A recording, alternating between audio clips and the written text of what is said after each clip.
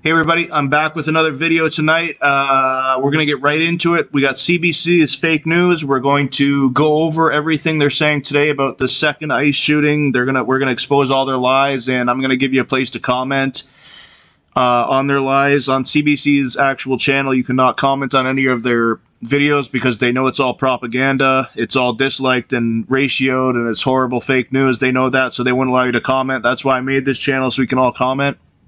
So we can all discuss factually what's actually going on, and we can expose their lies. So let's check out what they've got for us tonight on CBC.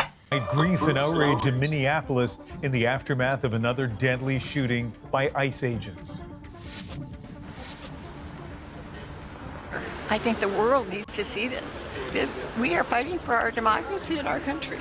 With the city mourning another victim, demands for ICE to leave. Federal officials say... Okay, so this guy is a far-left Antifa agitator. He was there to start problems. He was there possibly paid. A lot of these people are being paid by Soros groups, similar to other previous protests. We know this. There's a lot. Renee Good was a paid on record as a paid agitator, and this guy is likely is the same. They're saying he was peaceful. We have new video out now that shows him kicking ICE taillights out and spitting at officers. So this is the literal definition of a domestic terrorist. He showed up armed to an event, looking for trouble, looking to stop police from doing their job. ICE agents, police from doing their job. Literal definition of domestic terrorism in a violent manner. ICE agents shot Alex Pretti, a U.S. citizen and intensive care nurse, in self-defense, calling him a... He was no longer an intensive care nurse. He had quit his job, and he had basically, his parents said he was acting funny. It seems like he had some sort of mental break, and the fake news like CBC, CNN had riled him up as well as many others. They were riled up, and this is where they end up, is they think they're on the streets fighting Nazis because they get brainwashed by this fake news like CBC, and this is where it ends up, is they go there and they martyr themselves in this way. Domestic terrorist who pulled out... Hoping that they can gain some sort of fame or notoriety by it. ...a gun. But the video doesn't back that up. In a moment, we're going to show you that video and a warning. It includes... The video does back that up. The video backs up exactly that these ICE agents found a man that was armed, who was causing them problems, interfering with their job. And when that happens, mistakes happen, because... You know, when you've got people whistling and screaming in the background like Tim Walz told these people to do, it interferes with the police being able to do their job and communicate, and that's what causes a lot of problems. So mistakes are going to happen when you have that type of problems going on in the background. Includes the moment shots were fired. It is disturbing. Katie Simpson is in Minneapolis tonight, where despite the frigid temperatures, people are in the streets expressing grief and outrage. Using pepper spray. In the commotion, authorities surround him and force him to the ground.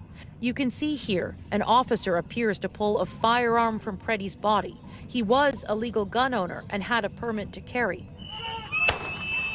Well, you have a permit to carry, but you don't have a permit to carry and obstruct police and fight with them when you're being arrested.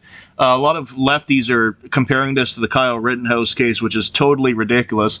Kyle Rittenhouse defended his life against a couple of PDF files who were trying to kill him with skateboards and jump him. And when he was being arrested, he put his hands in the air and said, "Yes, officer, arrest me. Here's my hands." And he totally obeyed their orders. This is not the same thing at all. This is lies. A few seconds later, shots are fired, at least 10 of them.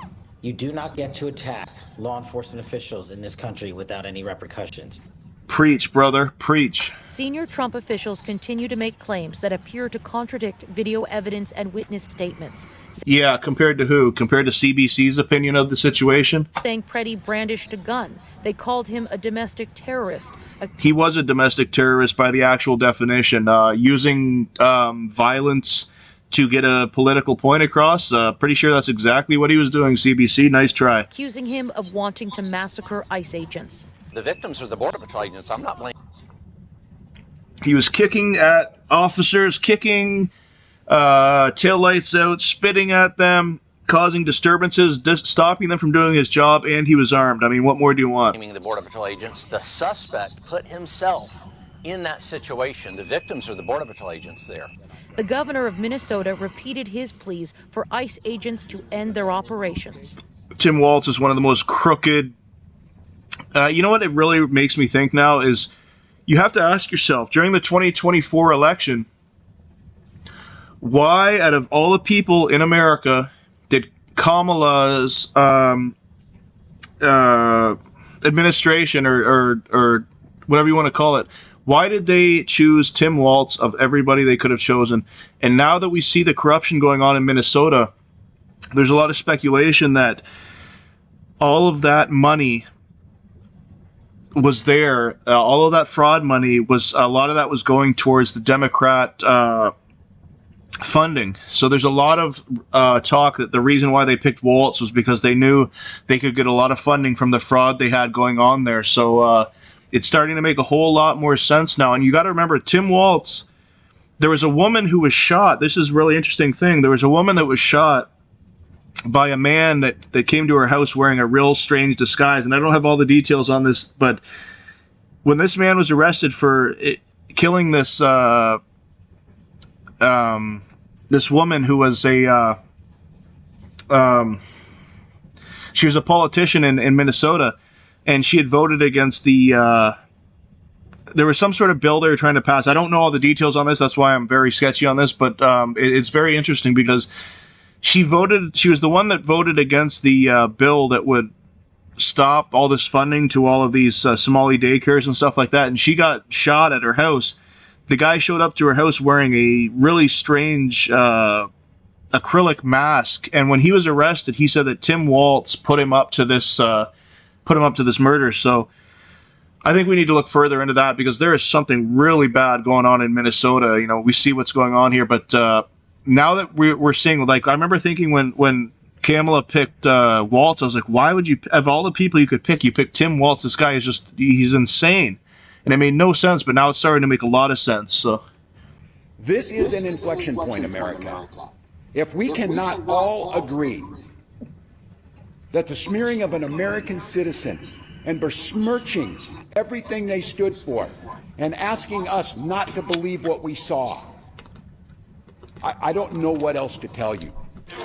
State investigators are being shut out of this case, just like they were the fatal shooting of Renee Good. Probably about 3 spots of blood. What an absolute psychopath that guy is. His entire family, there's a funny meme of his family. They were all wearing Trump shirts for the 2024 election that said Waltzes for Trump 2024. I mean, this guy is just, his own family, extended family voted for Trump. So that just should show you this guy's type of character. Okay. Indirectly kind of in front of you. Stand up for their community. They're wearing yellow vests so they're not accidentally mistaken for ICE agents. There's the big driving. Some even crash. All right, everybody, I'm going to make a few videos tonight. I want to get this channel rolling. I want a place where we can all, discuss these issues because, we gotta speak some truth to these lies. The best way to stand up to lies and fake news is we're going to make some real news. We're going to expose their lies with facts, and I want us all to discuss it and have a place, because that's what they want to do. They want to shut down our ability to discuss their lies. That's why CBC shuts down their comments, and that's why I made this channel. So I hope I can get some sort of a following, and I hope we can all find a place where we can finally discuss their lies and come to some truth, and that's what it's all about. So thanks for tuning in.